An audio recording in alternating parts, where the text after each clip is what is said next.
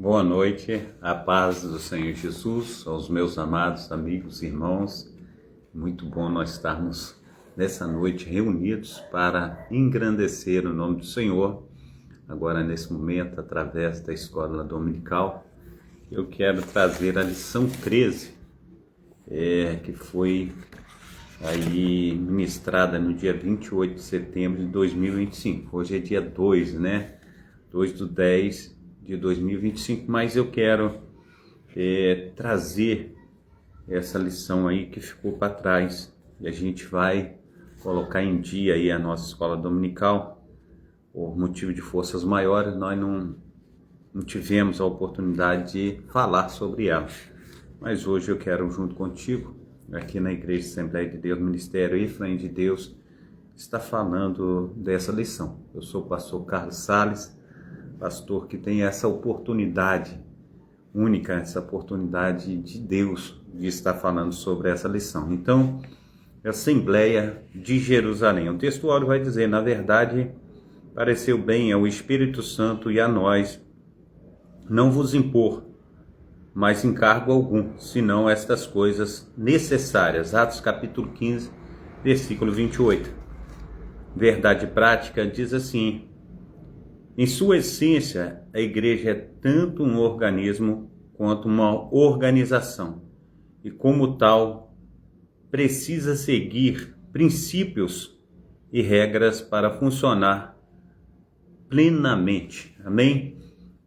A leitura bíblica ela vai estar em Atos capítulo 15, versículo 22 ao 32, que diz assim: então pareceu bem aos apóstolos e aos anciãos com toda a igreja eleger varões, dentre eles, enviá-los com Paulo e Barnabé a Antioquia, a saber, Judas chamado Barsabás e Silas, varões destinados entre os irmãos, e por intermédio deles escreveram o seguinte: os apóstolos e os anciãos e os irmãos aos irmãos dentre os gentios que estão em Antioquia, Síria e Sicília, saúde. Porquanto ouvimos que alguns que saíram dentre nós vos perturbaram com palavra e transtornaram a vossa alma, não lhes tendo nós dado mandamento. Pareceu-nos bem reunidos concordemente, eleger alguns varões e enviá-los com os nossos amados Barnabé e Paulo, homens que já expuseram a sua vida pelo nome do nosso Senhor e Salvador Jesus Cristo. Enviamos, portanto, Judas e Silas, os quais de boca vos anunciarão também o mesmo. Na verdade, pareceu bem ao Espírito Santo e a nós não vos impor mais encargo algum, senão estas coisas necessárias, que vos abstenhais das coisas sacrificadas aos ídolos e do sangue, e da carne sufocada, e da fornicação. Destas coisas fareis bem se vos guardardes. Bem vos vá. Tendo-se eles, então, despedido, partiram para Antioquia, e, ajuntando a multidão, entregaram a carta. E quando a leram, alegraram-se pelas exortações. Depois, Judas e Silas, que também eram profetas, exortaram e confirmaram os irmãos com muitas palavras. Amém? Vamos à introdução. Mas antes eu quero contigo nós estarmos orando. Amém? Pai Santo, Pai querido, Pai amado, muito obrigado, ó Deus, por esse tempo. Muito obrigado, Senhor Deus, por essa oportunidade que temos, ó Pai, de estar falando da Tua palavra, do Teu grande amor. Então, Senhor Deus, esteja, Senhor Deus, nos instruindo, capacitando, fazendo de nós instrumento nas Tuas mãos. Assim nós oramos em nome do Pai, do Filho e do Espírito Santo. Amém e amém. Introdução. Com esta lição terminamos mais um trimestre dos estudos sobre a Igreja de Jerusalém. Aqui veremos como a igreja agiu resolver seus conflitos na natureza doutrinária. Um grupo composto por fariseus convertidos à fé insistia que os gentios convertidos deveriam guardar a lei, especialmente o rito da circuncisão. No entendimento dos apóstolos, se isso fosse exigido, a salvação deixaria de ser totalmente pela graça, e que era inaceitável devido à dimensão da questão e a sua importância para o futuro. A igreja, os líderes se reuniram em Jerusalém para buscar uma solução para o problema. Lucas deixa claro que a decisão tomada pela igreja naquele momento foi guiada pelo Espírito Santo. É isso que vamos ver agora, amém? É isso que veremos. E a questão doutrinária, o relatório missionário. A questão doutrinária que se tornou objeto de discussão no Concílio de Jerusalém, abordada no capítulo 15 de Atos dos Apóstolos, teve o seu início na igreja de Antioquia.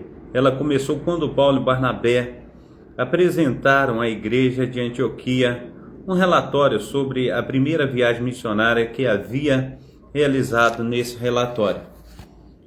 Os missionários narraram o que Deus havia feito entre os gentios e como estes aceitaram a fé. Atos 14, 27. O relatório deixa implícito que a salvação dos gentios ocorreu inteiramente pela graça de Deus, sem que nenhuma exigência da lei, como a circuncisão, fossem impostas a eles.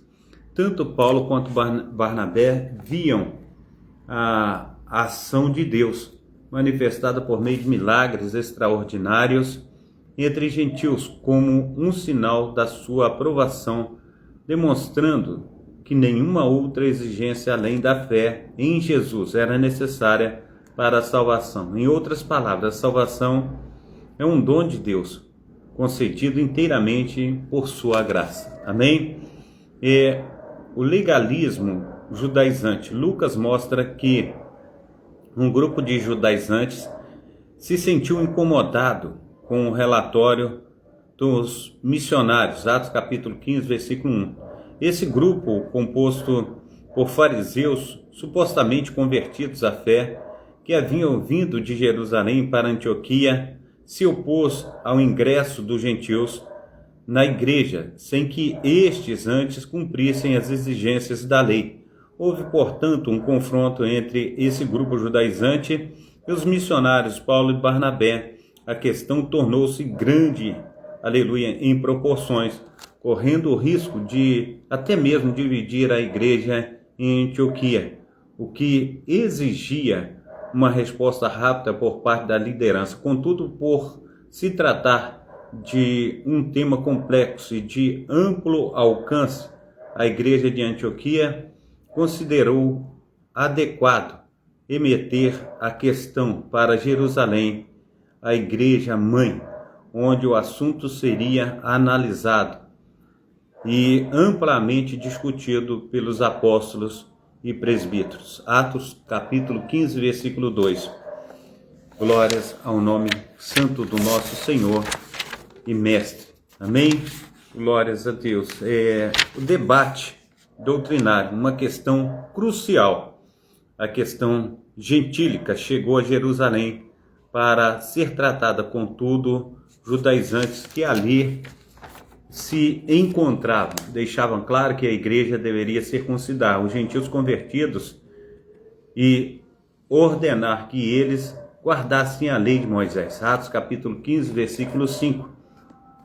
No entendimento desse grupo, sem observância da lei, ninguém podia ser salvo. Pedro é o primeiro a ver a gravidade da questão e percebe que ela não pode ser tratada de forma subjetiva. A questão deveria ser tratada com objetividade, que o caso exigia a experiência da salvação dos gentios em Cesareia, ocorrida anos antes, deveria servir de parâmetro. Atos capítulo 10, do versículo 1 ao versículo 46. Pedro, então, evoca a experiência pentecostal gentílica como prova da aceitação deles por Deus. E Deus, que conhece os corações, lhe deu testemunho, dando-lhes o Espírito Santo, assim como também a nós. Atos capítulo 15, versículo 8. A experiência do Pentecostes na fé dos gentios. O derramamento do Espírito Santo sobre os gentios anos antes, em Cesareia, na casa de Cornélio. Atos capítulo 10. Havia sido uma experiência objetiva. Fica em observância por todos os presentes ali. Atos capítulo 10, versículo 44 ao 46. Atos capítulo 2, versículo 4. Pedro espera que seu argumento seja aceito da mesma forma que fora aceito anos antes pelos judeus, que havia questionado a salvação dos gentios de Cesareia. Convém lembrar que esse momento, o mesmo argumento de Pedro, já havia sido usado pelo apóstolo Paulo por ocasião de seu debate com os crentes da Galácia. Da mesma forma, ali Paulo deixou claro que o recebimento do Espírito Santo era o fato observável e que todos, portanto, tinham consciência de que o havia recebido. Fundamentação profética da fé gentílica. Enquanto Pedro recorreu à experiência do Pentecostes como sinal da validação da fé gentílica, por outro lado, Tiago, irmão do Senhor Jesus Cristo, recorre aos profetas para fundamentar a sua defesa da aceitação dos gentios na igreja. Para ele, a inclusão dos gentios na igreja estava predita nos profetas. E com isso concordam a palavra dos profetas. Atos 15, versículo 15, a aceitação dos gentios na igreja não era uma inovação sem respaldo nas escrituras. Pelo contrário, Deus já havia mostrado aos antigos profetas que os gentios também fariam parte de seu povo. Esse era um favor divino, fruto da sua graça, e que nada mais precisa ser acrescentado. Amém? Glórias a Deus. Auxílio bíblico teológico, a lei e a graça. Quando os judaizantes queriam sobrecarregar os gentios com o sistema mosaico, Pedro protestou. Atos 15, verso 10, poderia ter mencionado a libertação de muitos gentios dos tremendos fardos impostos pelos sacerdotes pagãos e que não deveriam ser submetidos de novo a sistema de exigências para merecerem a salvação. Há ocasiões em que pregar a lei é necessário para levar os ouvintes à convicção de pecados. Porém, antes de tudo, o Evangelho é o oferecimento da livre graça de Deus. O Evangelho não aceita o conceito de que um Deus... Voltarei aqui ao texto. O início do texto. O início do texto. O Evangelho é o oferecimento da livre graça de Deus. O Evangelho não aceita o conceito de um Deus sem misericórdia. Um Deus que exige rituais, flagelações e boas obras, mediante os quais seja gracioso para conosco. Não. Deus já revela sua natureza de graça e misericórdia e quer nos justificar de tal modo que sirvamos a Ele sem medo de perder a salvação. Amém? 3. A decisão da Assembleia de Jerusalém. O espírito da Assembleia. É digno de nota o papel atribuído ao Espírito Santo na tomada da decisão da igreja. Pareceu bem ao Espírito Santo e a nós. Atos capítulo 15, versículo 22. O Espírito Santo não era apenas visto como uma doutrina na igreja, mas como uma pessoa com participação ativa nela. Esse texto faz um paralelo com Atos capítulo 5, versículo 32, onde também se destaca a participação ativa do Espírito Santo na vida da igreja. E nós somos testemunhas acerca destas palavras, nós e o Espírito Santo que Deus deu àqueles que lhes obedecem, orientação do Espírito Santo na Assembleia. O texto de Atos 15, 28 não nos diz como era feita a orientação do Espírito na primeira igreja, contudo a observação feita por Lucas de que Judas e Silas eram profetas, Atos capítulo 15, versículo 32, e que eles fizeram parte da comissão que levou a carta com decisão tomada pela Assembleia, indica que o Espírito Santo se manifestava na igreja por meio de seus dons, Atos capítulo 13, versículo de 1 a 4. Isso explica porque as coisas funcionavam na primeira igreja. Esse era o padrão da igreja primitiva e deve ser também padrão na igreja de hoje. O parecer final da Assembleia. Depois dos intensos debates, o parecer da Assembleia foi que os gentios deveriam se abster-se das coisas sacrificadas aos ídolos, do sangue, da carne sufocada e da fornicação. Atos capítulo 15, 29. Fica óbvio que a igreja procurou resolver a questão mantendo-se rigorosamente fiel à doutrina da salvação pela graça, isto é, sem os elementos do legalismo judaico, mas evitando os extremos de rejeitar os irmãos judeus que também compartilhavam da mesma fé. O legalismo deveria ser rejeitado, os crentes judeus não. Assim ficou demonstrado que os gentios eram salvos pela graça, mas deveriam impor alguns limites à sua liberdade cristã, a fim de que o convívio com seus irmãos judeus não fosse conflituoso. Amém? Glórias a Deus. Auxílio bíblico teológico, a liberdade cristã. Agostinho, grande estudioso da igreja antiga, disse certa vez: ame a Deus e faça o que quiser. À primeira vista, essa declaração parece um pouco arriscada, mas pensando bem, quem ama a Deus não vai querer desagradá-lo. Mediante a desobediência à sua palavra, aquele que verdadeiramente ama a Deus está livre da lei e vive sob a sua graça, sua nova natureza espiritual. Não desejara fazer nada contrário à vontade revelada de Deus. Existem leis civis hoje em dia para punir mães que tratam com crueldade seus filhos. Há, porém, milhares de mães que desconhecem tais leis e tratam seus filhos com bondade. Explicação: já tem a lei do amor maternal escrita nas suas consciências.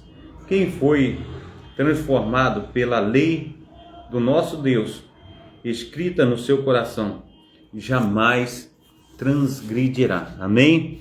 Glórias a Deus. Conclusão: a igreja sempre será desafiada a enfrentar os problemas que surgem em seu meio. No capítulo 6 de Atos dos Apóstolos, vimos como ela resolveu um conflito de natureza social provocada por reclamações de crentes helenistas, hebreus de fala grega. Aqui o problema foi de natureza doutrinária, uma questão melindrosa que requeria muita habilidade por parte da liderança para ser resolvida. Graças ao parecer de uma liderança sábia e orientada pelo Espírito Santo, a igreja tomou a decisão certa. A unidade da igreja foi preservada e Deus foi glorificado. Amém? Revisando o conteúdo, como a questão doutrinária da salvação dos gentios se tornou objeto de discussão do Concílio de Jerusalém. Começou quando Pedro e Barnabé apresentaram à igreja de Antioquia um relatório sobre a primeira viagem missionária, que Lucas mostra a respeito de um grupo judaizante. Lucas mostra que esse grupo formado por fariseus convertidos insistia que os gentios só poderiam ser salvos se guardassem a lei, especialmente a circuncisão, promovendo confusão e divisão à igreja. 3. O que Pedro evoca como prova da aceitação dos gentios por Deus. Pedro evoca a experiência pentecostal gentílica como prova da aceitação deles por Deus. Atos 15, versículo 8. Em que o apóstolo Tiago recorre para fundamentar a defesa da aceitação dos gentios na igreja. Tiago recorre às profecias para fundamentar a sua defesa da aceitação dos gentios na igreja. Para Tiago, a inclusão dos gentios da igreja estava predita nos profetas. Atos capítulo 15, versículo 15.